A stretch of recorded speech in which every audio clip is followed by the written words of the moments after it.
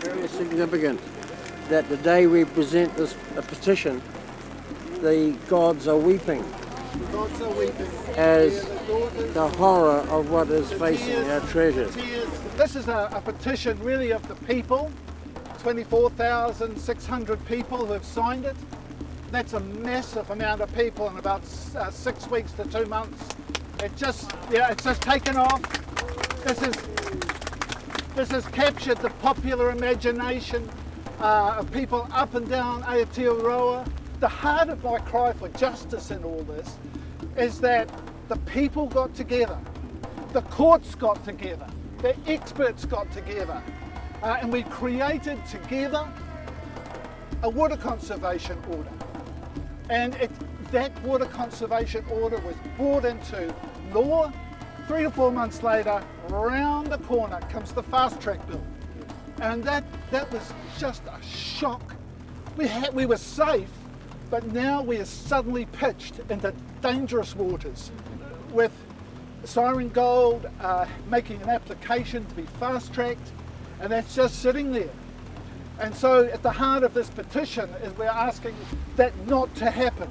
We're asking the Siren Gold's application to be taken out of it, and we're also asking that all 16 water conservation orders be taken out of the fast-track bill. Yes! These are created by the people. It's not the responsibility or the right of a government to come in and take away the will of the people and communities up and down Aotearoa who have worked for these 16 water conservation orders. I want to say that the Tasman District Council is against it. I want to say that the iwi is against it. I want to say that the business sector is against it. I've had conversations with the farmers who are against it. The people itself are right against it. They're ropeable about this. They're absolutely ropeable that this is being pushed on us by a government that is going too fast.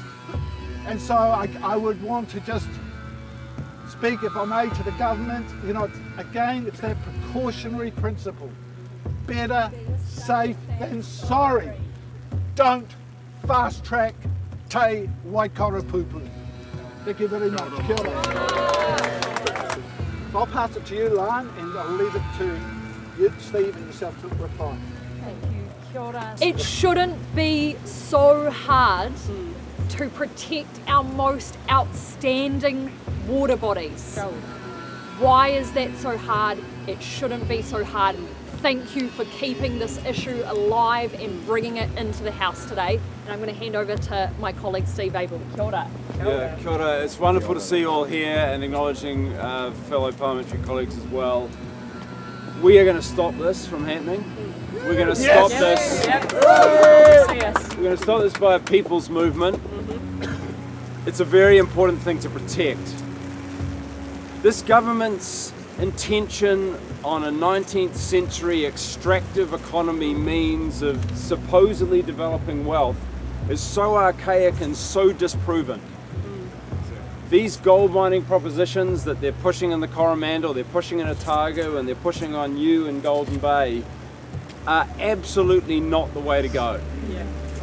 People don't realise, and they need to understand, that gold produces a toxic soup of arsenic and cyanide that sticks around for generations and generations long after the jobs have dried up and the gold miners have taken the profits back to Australia. It is absolutely a terrible idea, and in the bargain we risk not only the jewel on the crown of Golden Bay, but the jewel on the crown of Aotearoa in terms of this extraordinary Waikoropupū Springs. It is a global phenomenon of nature. This government must remove the water conservation orders. We are opposing the fast track in its entirety. The whole bill is disastrous on multiple fronts, but it is people's movements and community movements like yours who are standing up and saying, we will not be dictated by central government, on decisions we have made as a community to protect something that we all treasure as a community. And we got this message loud and clear when I visited down there to the meeting that was held in Tākaka.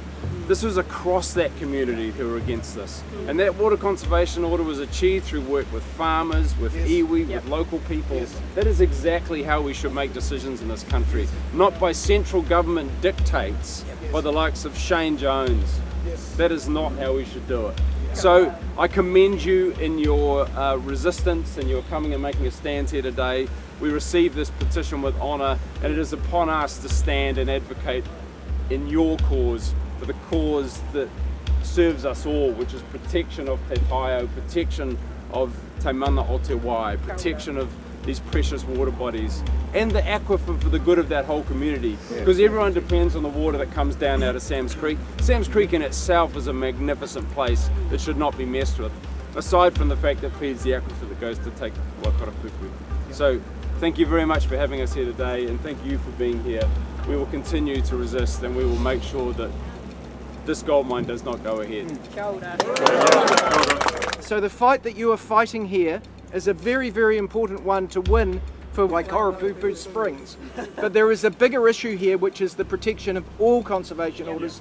They all cost society millions of dollars to fight for. There's not many of them in the country. We don't have good river protection in New Zealand.